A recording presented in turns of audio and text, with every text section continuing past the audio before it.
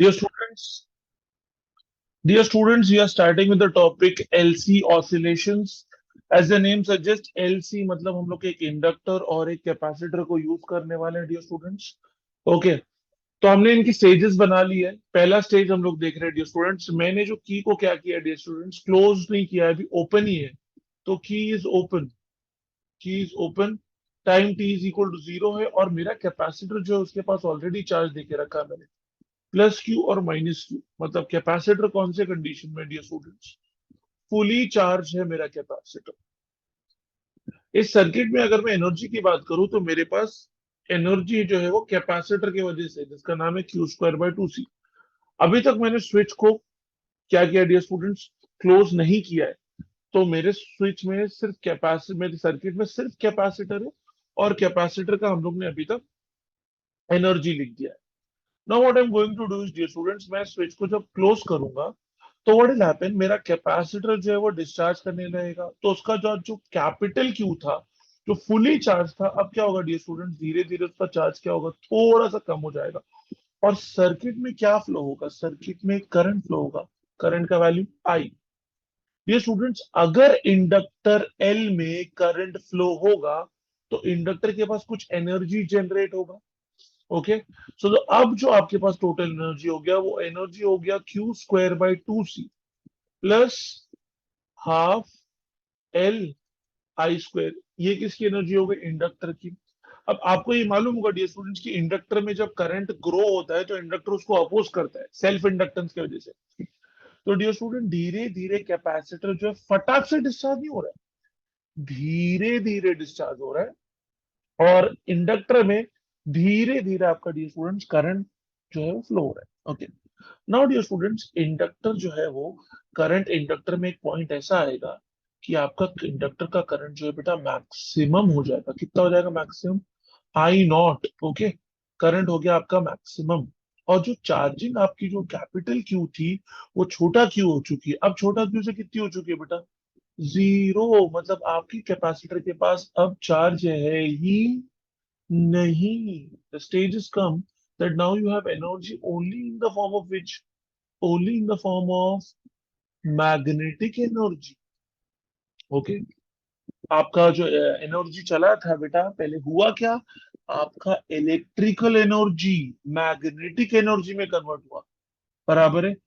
अब क्या हो गया डियर स्टूडेंट्स, आपका पूरा का पूरा इलेक्ट्रिकल एनर्जी मैग्नेटिक में कन्वर्ट हो चुका है। मतलब यहाँ पे बेसिकली कॉन्जर्वेशन हो रहा है, एसएचएम के जैसा है। मैं एसएचएम से इसको डिस्कस करूँ। अब डियर स्टूडेंट्स क्या हो गया कि इसने, इंडक्टर ने इसको चार्ज किया और चार्ज करते करते डियर स्टूडेंट्स अब क्या हुआ, कैपेसिटर जो डिस्चार्ज था, कैपेसिटर को क्या हो गया डियर स्टूडेंट्स, एक चार्ज मिल गया। कितना चार्ज मिला,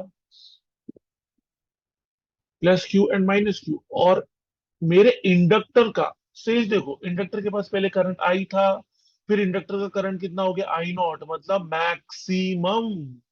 फिर कितना हो गया, आई। तो अब इंडक्टर के पास करंट आई नॉट नहीं है, बल्कि कितना हो चुका है, आई हो चुका है। Understanding what I am telling. अब डियर स्टूडेंट्स, उसकी वजह से मेरे कैपेसिटर के पास चार्ज आ गया।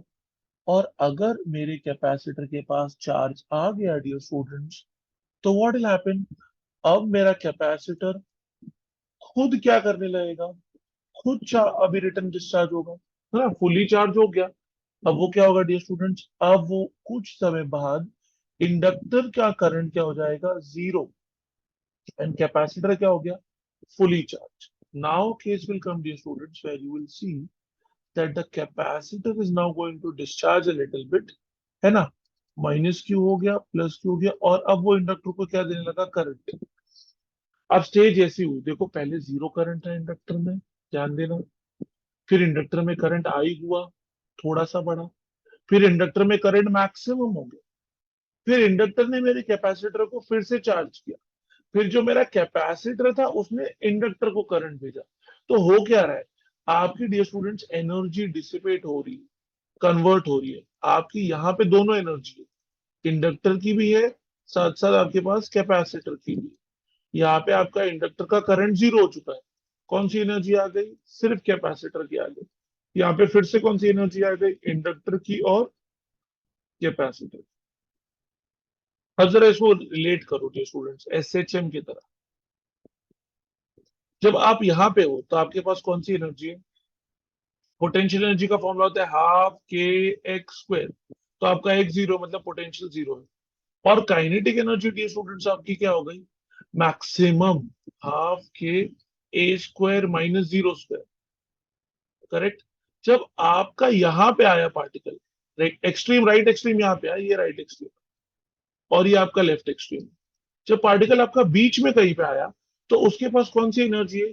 काइनेटिक भी है, साथ साथ पोटेंशियल भी।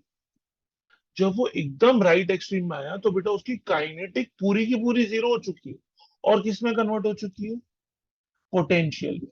फिर से बेटा वो राइट एक्सट्रीम से किधर जाएगा? मीन की तरफ। फिर से उसके पास दोनों एनर्जी आ जाएगी, काइनेटिक और पोटेंशियल। जैसे मीन पे पहुंचेगा, पोटेंशियल जीरो, काइनेटिक मैक्सिमम। यहाँ पे भी तो वही हो रहा है। पहले स्टेज में किसकी किसकी बात चल रही थी? कैपेसिटर की एनर्जी जो है वो मैक्सिमम थी।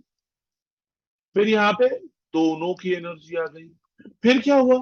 यहाँ पे इंडक्टर की एनर्जी आ गई, यू भी बोलूंगा। फिर यहाँ पे क्या आ गई? दोनों की एनर्जी आ गई। फिर किसकी आ गई? कैपेसिटर की आ गई। फिर किसकी आ गई? दोनों की आ गई। है ना? ऐसे डियर स्टूडेंट्स आपका ये सर्किट में करंट ऑसिलेट कर रहा है ना? एनर्जी ऑसिलेट कर रही है डियर स्टूडेंट्स। कभी इलेक्ट्रिकल एनर्जी मैग्नेटिक में कन्वर्ट हो रही है, कभी मैग्नेटिक इलेक्ट्रिकल में हो रही है। इसलिए इसको हम लोग क्या बोलते हैं dear students? LC oscillations. Are we clear with the funda dear students? तो ये जो है सर्किट डियर स्टूडेंट्स, आपका करंट का डायरेक्शन कंटिन्यूसली चेंज हो रहा है। That is about LC oscillations.